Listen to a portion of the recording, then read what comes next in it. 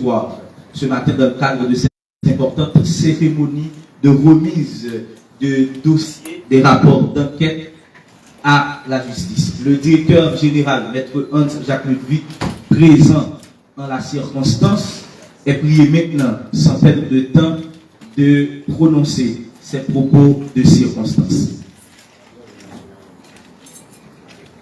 Voilà. On dit l'hymne national d'abord, c'est vrai que nous rajoutons le temps, mais il ne faut pas omettre cette partie. Donc, avec la posture appropriée, la première strophe de l'hymne national, ensemble. Pour le pays, pour les ancêtres, marchons unis,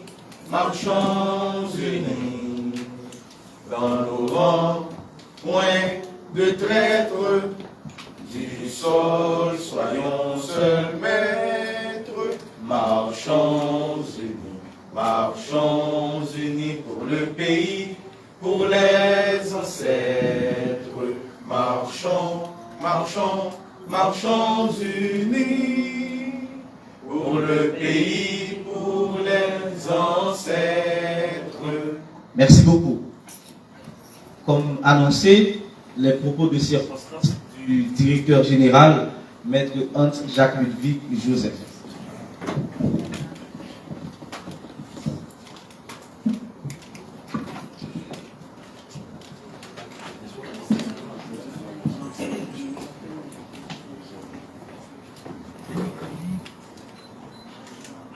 Monsieur le représentant du commissaire du gouvernement, magistrat, distingués enquêteurs,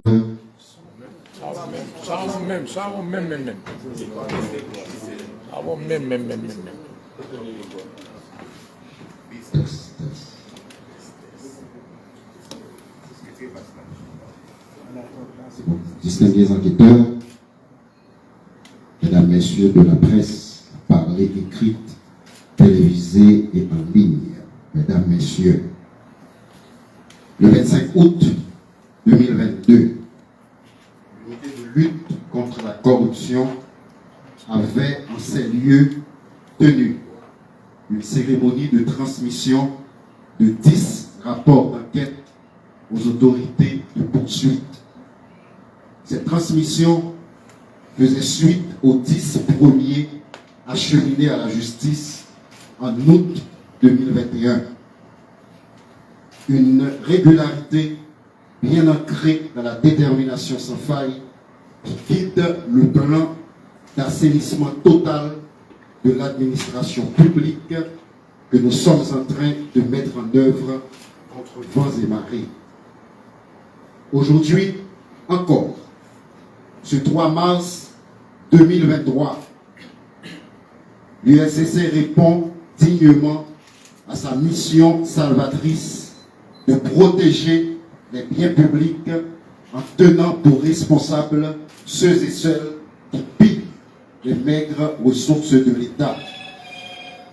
Fidèles à nos objectifs clairement définis et méthodiquement exécutés, en ma qualité de gendarme anticorruption de l'État qui conduit la politique anticorruption du gouvernement de la République à travers la principale institution chargée de la moralisation de la vie publique, je transmets 9 rapports d'enquête après des investigations minutieuses des enquêteurs au commissaire du gouvernement aux fins de mettre immédiatement l'action publique en mouvement. Ces rapports, fruits d'un ensemble d'actes complexes et de démarches éreintantes, mettent en lumière le niveau de gravité de la situation, d'opacité, d'absence évidente de transparence et d'honnêteté dans quasiment toute l'administration publique nationale. Qu'il s'agisse du Parlement, des collectivités territoriales, des organismes publics de sécurité et d'assistance sociale, des universités publiques, des institutions scolaires, des entreprises publiques, des organismes autonomes et des ministères, ces rapports bien argumentés exposent pour le moins le visage le plus immonde de la corruption en débusquant les pratiques illégales qui s'imposent en système. Il dévoile combien ce mal irrigue en grande partie la sphère publique.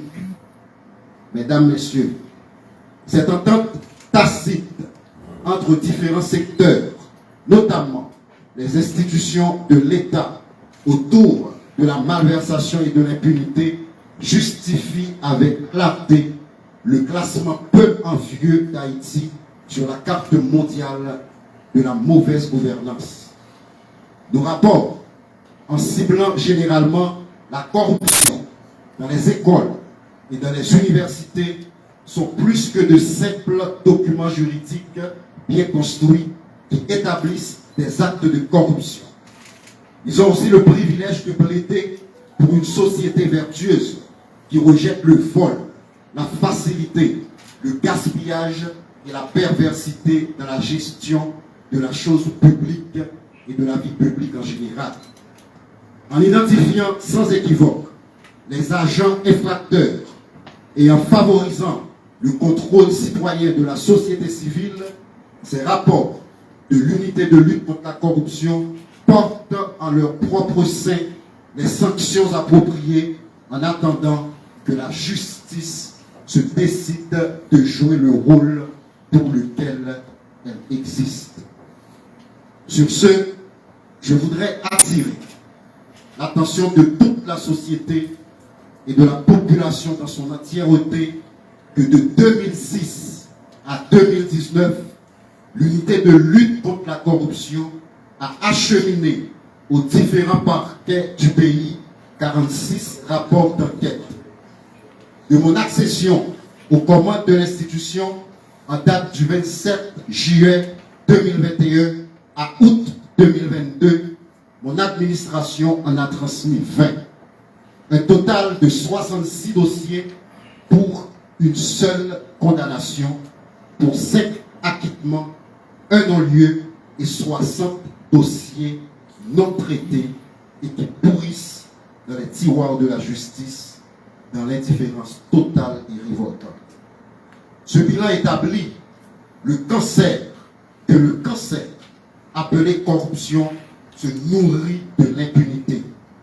L'absence de sanctions à travers des procès par les autorités judiciaires conforte les corrompus et les corrupteurs dans leur sale besogne.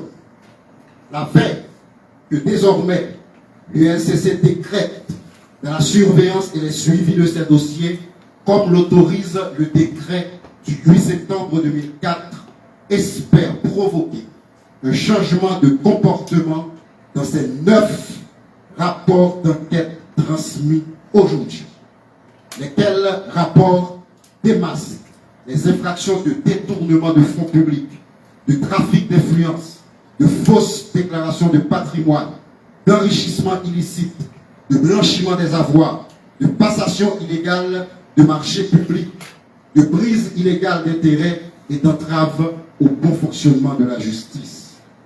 Les institutions concernées sont le Sénat de la République, la Caisse d'assistance sociale, CAS, l'Université publique des Gonaïves, UPAD, la mairie de Pétionville, le lycée Faustin Soulouk de Petit-Goâve, l'autorité portuaire nationale, APL, et l'administration générale des douanes, AGD. La redevabilité doit être au cœur de nos actions comme autorité investie d'une mission de service public. Que chacun, en ce qui le concerne, assume avec le courage qui est le nôtre sa part de responsabilité. Les sanctions ont une portée dissuasive, c'est-à-dire elles peuvent encourager, elles peuvent décourager les tenants de cette machine infernale qui cause au bout du compte autant de mal au pays que ceux qui kidnappent, qui violent, qui assassinent et qui provoquent des déplacements massifs et forcer des femmes et des enfants sans défense. L'UNCC, encore une fois, demande des comptes aux personnes indexées dans ces rapports d'enquête. Par ailleurs, je décide de transmettre au commissaire du gouvernement cette requête demandant la poursuite de 7 anciens sénateurs de la République qui n'ont pas effectué tant à leur entrée qu'à leur sortie de fonction leur déclaration de patrimoine. Sous le couvert de leur immunité passagère, ils n'avaient pas choisi d'obtempérer à la sommation à eux signifiée par l'ULCC, leur demandant de se conformer à la loi du 12 février 2008 sur la déclaration de patrimoine. En conséquence, au constat de la violation de cette disposition à la fois constitutionnelle, conventionnelle et légale, l'ULCC requiert l'interdiction totale de l'exercice de leurs droits civils et politiques et de famille, particulièrement le droit de vote et d'élection à l'éligibilité dans toutes les charges, responsabilités et fonctions publiques pendant au moins 5 ans. Duralex, Sedlex. Pour finir, j'en profite pour rappeler à l'attention de toute personne assujettie à la déclaration de patrimoine qu'après cette grande journée incitative organisée mardi dernier dans les locaux de l'ULCC, les sanctions seront immédiatement recommandées et appliquées contre les récalcitrants. De notre lieu, au nom du gouvernement de la République qui fait de la bataille contre la corruption une priorité, l'ULCC agit et agira avec régularité et dans la sérénité de la conduite des enquêtes pour des faits de corruption.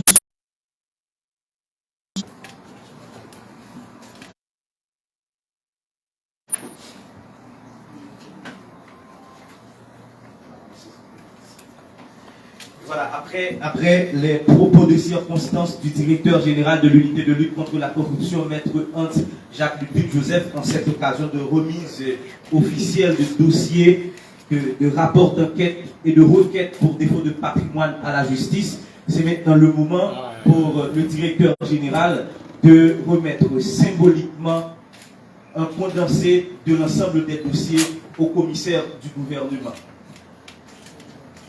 Le substitut du commissaire du gouvernement, M. Norgues, qui est avec nous en la circonstance. Voilà, j'espère que la presse a pris assez de photos.